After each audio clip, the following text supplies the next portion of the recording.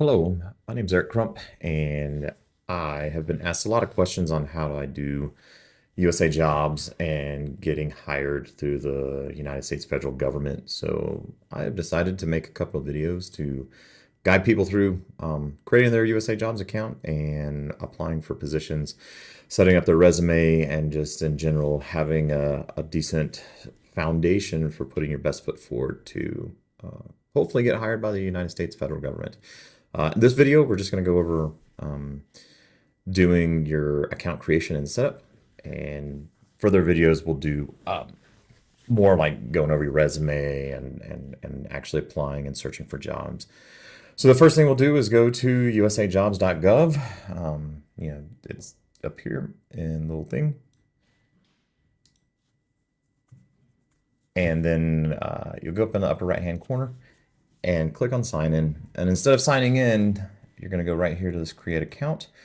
And you're going to come down here and you need to have an email address that you can use. Remember, this email address will be used by everyone on USA Jobs to contact you, to send you communication, to talk to you. So you're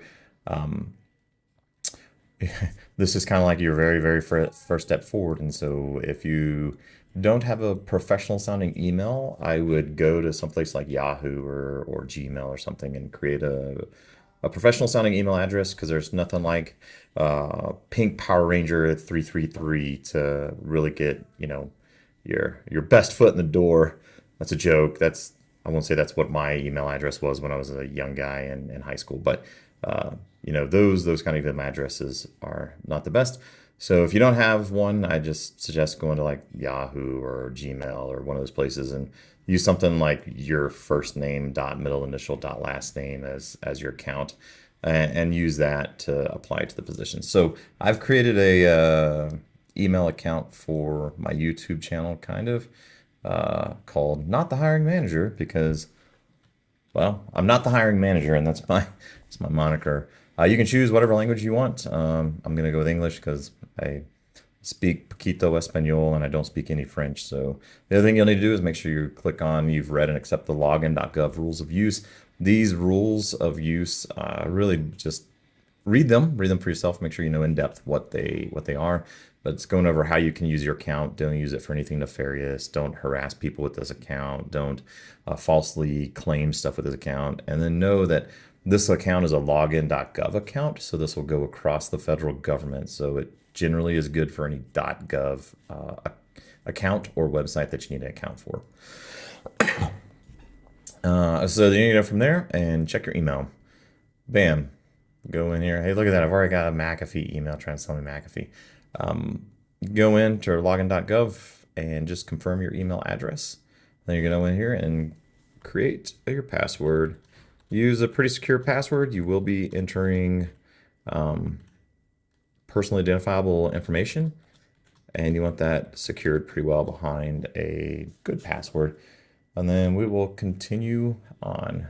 So you have a couple of different ways to do. You are going to be forced into multi-factor authentication. There's multiple ways to do that. So you can use an authentication application. Text or voicemail, that's what I use for my regular account.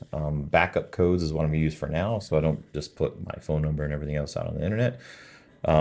If you are a military member, you can use your government employee ID, your CAT card. However, just know that CAT card gets turned off. Those certificates get turned off whenever you leave military service.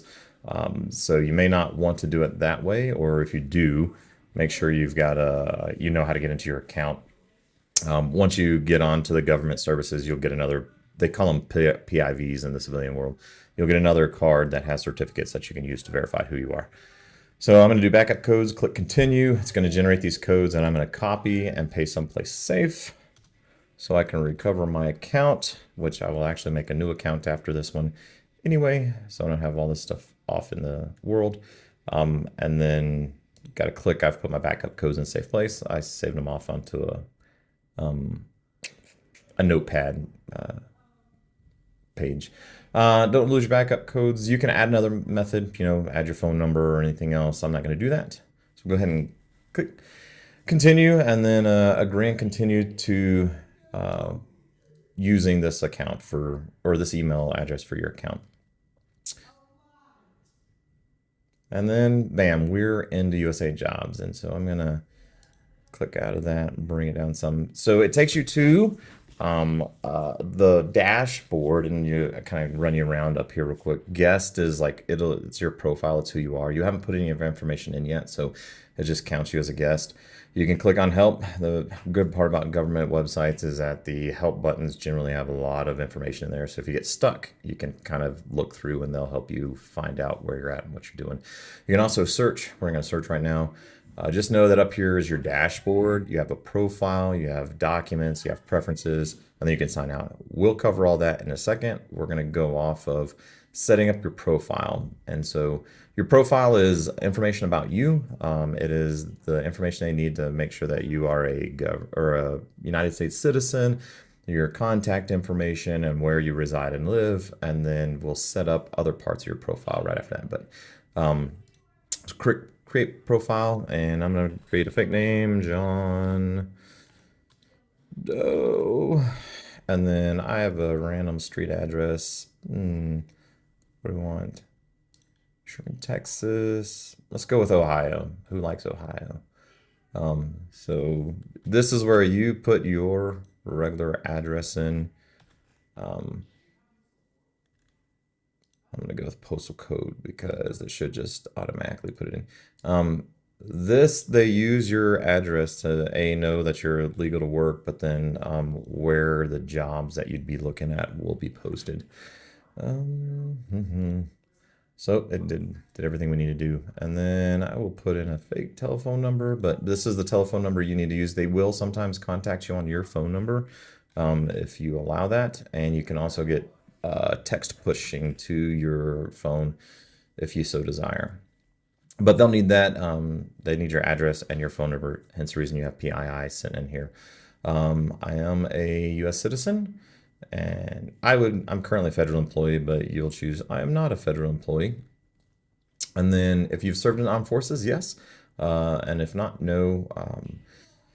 I post a lot of the remote IT positions to my LinkedIn. And so one of the things that I always talk about are special hiring authorities and derived preferences. Military service, you get some special preferences for getting jobs. So if you are, it's great. If you don't, no big deal, but it does help out on some of the hiring paths. And then just create your profile.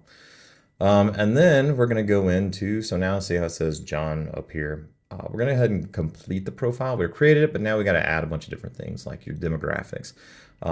You cannot answer the questions if you want to, but it really does help the government keep track of how their hiring methods are working and if they have targeted programs to increase a certain category of personnel that would do it. I'm not Hispanic or Latino.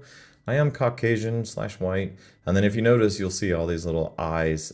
If you just cover over it, it tells you, like it pops up a box that tells you what's going on. Disability or health considerations or conditions. These, just for my veteran folk, these are not your VA disabilities. These are, if you come down here, called Schedule A hiring authorities. And these are Schedule A disabilities that are annotated by your doctor in writing and authorized and approved, and they will create a Schedule A letter for you. If you don't want to answer this question, you don't have to. There are other places for my veteran friends who are disabled veterans to annotate their disabilities. The set for this is, it's not a hit against anybody. It's not a bad thing. It is the fact that they put in place a bunch of accessibility sets. So if you do have a disability, the government will work with you on accounting for that disability as you do your job. So it's not a negative hit. It doesn't stop you from anything. And sometimes it actually even can help you out on a hiring path. For me, I'll just click, I don't wish to answer this question. Save demographics. And then we're going to come down here to hiring paths. Now, hiring paths, we'll have to make a whole different video on this.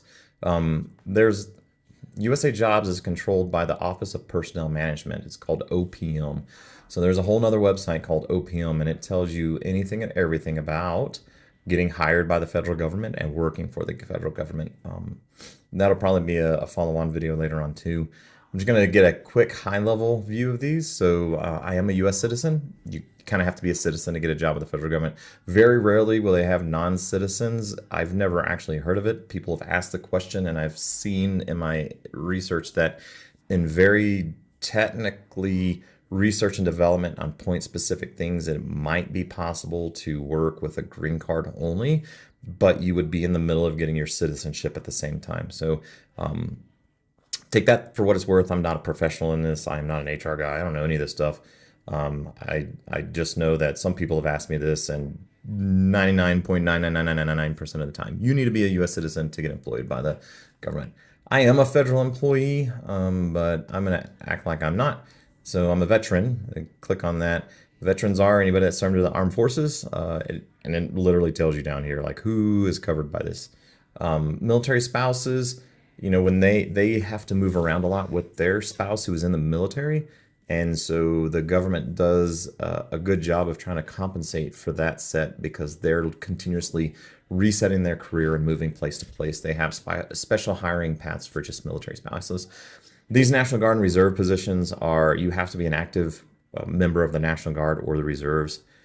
Students and recent graduates are also a good hiring path. A lot of them are very low paying entry level positions. They're hard to find sometimes, but you go into a whole different set of considerations, and it's almost like a protected group. You don't get guys like me with a bunch of experience able to apply against these positions like you are.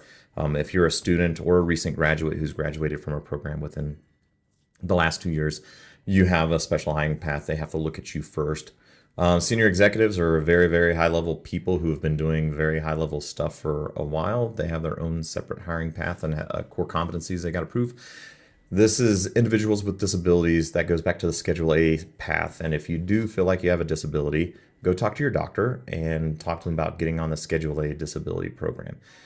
Family of overseas employees, Native Americans, I'll caveat this one with there are definitely government positions that interact with the tribes, the Native American tribes in the United States, and they have preference to Native Americans filling those roles to ensure that there's good continuity for interacting with the tribes. Peace Corps, if you were ever in the Peace Corps, actually, served 2 years. It's almost like being in the military, but with the Peace Corps. And then Land and Base Management is like the Bureau of Land Management and DoD Base Management. Save the hiring paths. When you put those hiring paths in, it helps when you go to search for jobs. It'll only show you jobs with those hiring paths in them instead of giving you everything. I was an idiot when I first started applying. I didn't understand the hiring paths, and so I got rejected by a lot of positions that I applied for because I couldn't use the hiring path. I didn't qualify for that hiring path, and thankfully I think I had applied to like 4 positions with the same area, and the hiring HR rep, I guess had seen my name a lot. He sent me an email. I was like, "Hey man, you're applying for a hiring path you don't rate," and so I had to go look up and look through OPM stuff and understand the hiring paths. Keep going down.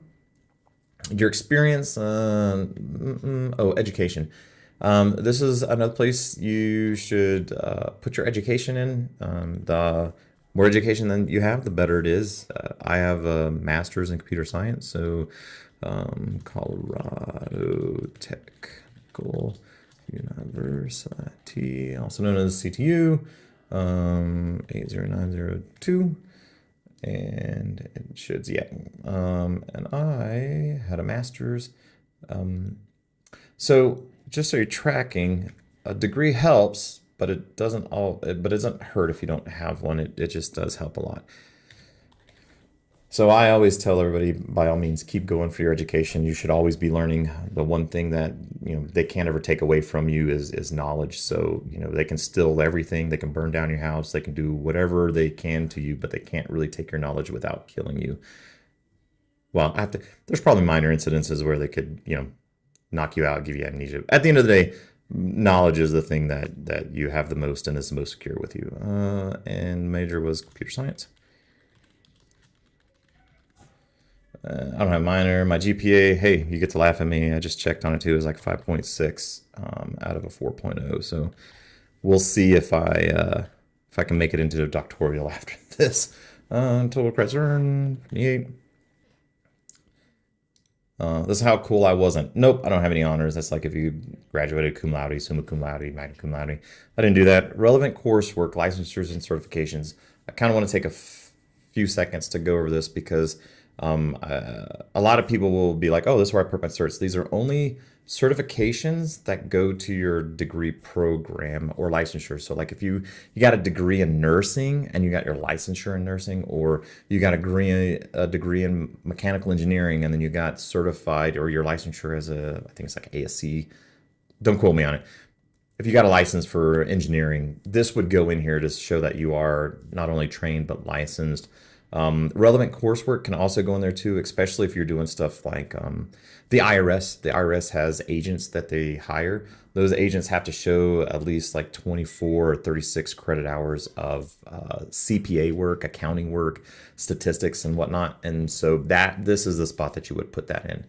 I don't have anything cool like that, so I say that. Okay, education, languages. If you speak another language, this is good to put. I don't actually. I'm just gonna cancel return.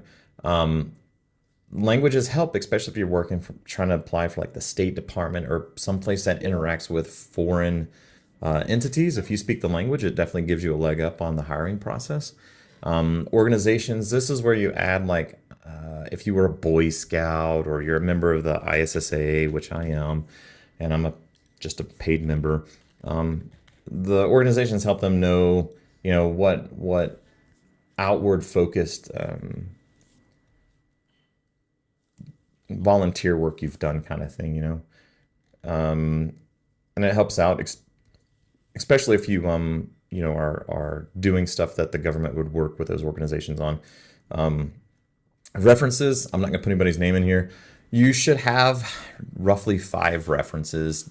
Professional. You can put personal ones in there too, but they won't do anything more than reach out to the professional references to verify that you did work at that position from some time to some time. They can't say, hey, did he actually do all these things that are listed in there? They can't do any of that stuff. All they can do is verify that you worked where you said you were working. And so I've never actually had anybody call my references, but you can. Or they can, and sometimes they will, but it's only to verify to make sure that you actually have the time you're saying you have on your resume. And I'm going to cancel returns. I didn't put anybody in there. And there you go. Your profile is set up and ready to go. And you can fill it out as much as you want to. You can go back in and edit as much as you want to. Just click on the little, blue highlighted area, and you can go back in and edit it, right? And so save. I'm going to tool around the dashboard and up here a little bit real quick before I end this video. That way you guys just get a feel for it. So the dashboard is where you're going to go, and it'll have where your active applications are. I've got 0 applications. I've got 0 saved jobs. I've got 0 saved searches. But you can look at here, and I'll take another video later on and do a search and do an application to a job. You'll see them show up in this spot, your dashboard. And when you log in, from here on out, it'll take you straight to your dashboard every time. You shouldn't have to mess with your profile unless you are moving somewhere or any of this stuff changes, and then just update it and make it easy. Documents, I'm going to go over this. We're going to do resumes later on, and I will do a whole video on a resume. But this is where you come to have your resume done. You'll notice on this thing, it says upload or build a resume.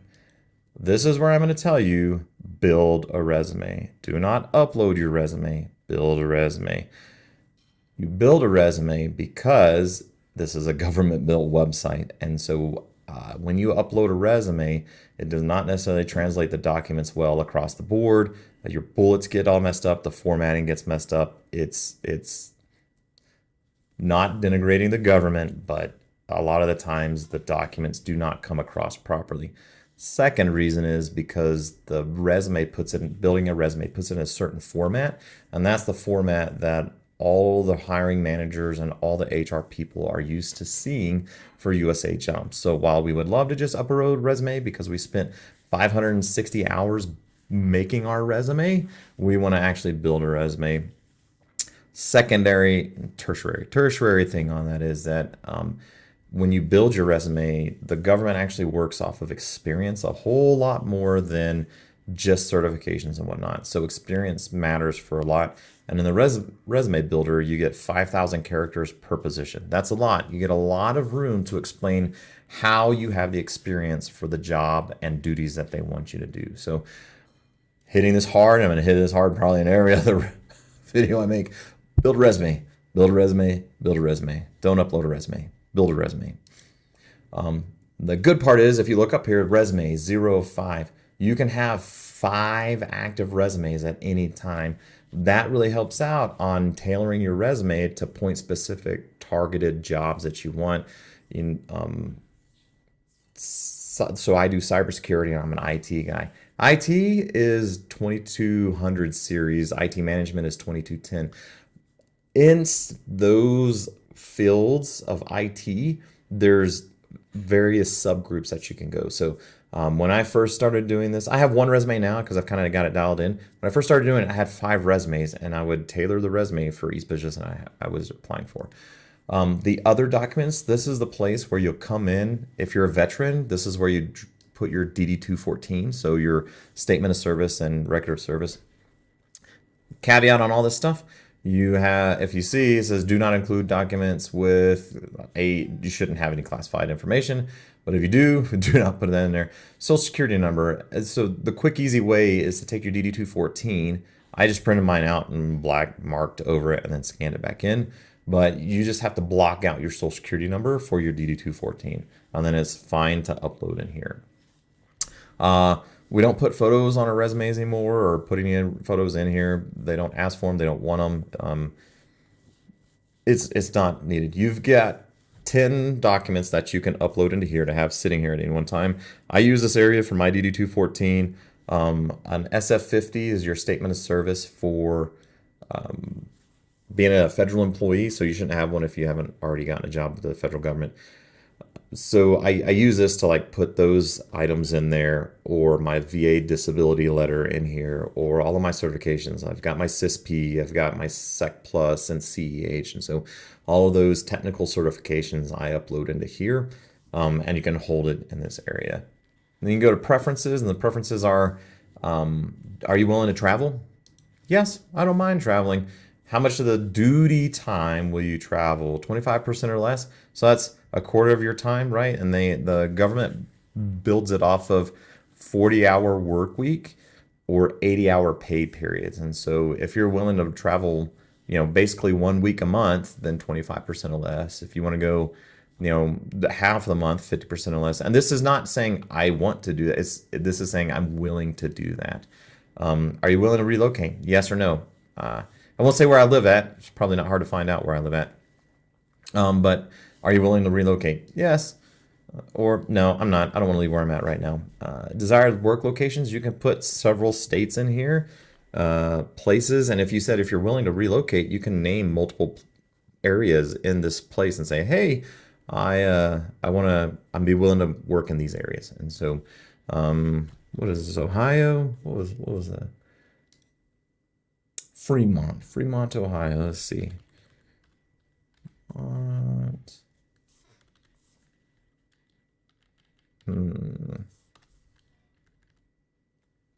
Ohio. I'm not willing to relocate, but if you want to relocate, then they won't automatically throw your resume out. If you apply to a position and you don't live by it, they'll just kick your resume out. They're like, well, you're not even coming over here. Unless you say you're willing to relocate and you have that location listed in here. And then they'll say, hey, okay, this guy is willing to move to get this job. What time of work are you willing to accept? I'm not going to go over every appointment type. If you see down here, there's a little link that you can go to do the appointment types. The only things I really cover is you want permanent because that's your 40 hours a week, 80 hours of pay period. Temporary term, you can look up all these things. Most people are looking for permanent. I will cover this part. Telework. Telework is you're still assigned to a location that's a federal building, and you're allowed to work from your home, but you have to go into that federal building work location at least twice every pay period. Don't quote me on the time frame, but basically 1 day a week you got to go into the office. To work totally from your home and not have to go into an office is called remote work. So there is a difference between telework and remote work. Sometimes that gets confusing for people. And click permanent, I'll do telework. And then what type of schedule are you willing to accept? Full-time. Full-time is, okay, so I'm sorry. Permanent means that job isn't going to go away. That job's always going to be there. Full-time is 40 hours a week, 80 hours a pay period. Part-time is anything less than 40 hours a week. Shift work. Shift work means you're willing to work a rotating schedule. So most people work 9 to 5, Monday through Friday. Shift work is more like your fireman's hours. You're working 3 days on, 2 days off, 4 days on, 5 days off kind of thing. And they're generally like 12-hour shifts, but sometimes you get what they call Panama, which is eights. You'd have to look that up. Once again, go down here and what's the definition of each work schedule. So I'm just wanting full-time. I don't want to do any of the rest of those things. I'll say my preferences. And the very last piece that I will cover, so we've set all this stuff up and we've got it ready to go. If you don't want to have your account anymore, you want to get out of USA Jobs, you want to get rid of all of this stuff, you're going to go to sign out. And in sign out, it's going to say, actually, shoot, they changed it. They didn't update this week. You used to go in here and then take you to your login.gov and you could delete your account. So let me see if I can. Okay, well, I'll figure that out in another video. Hopefully this has helped somebody and you guys have a good time, and I'll see you on the next video.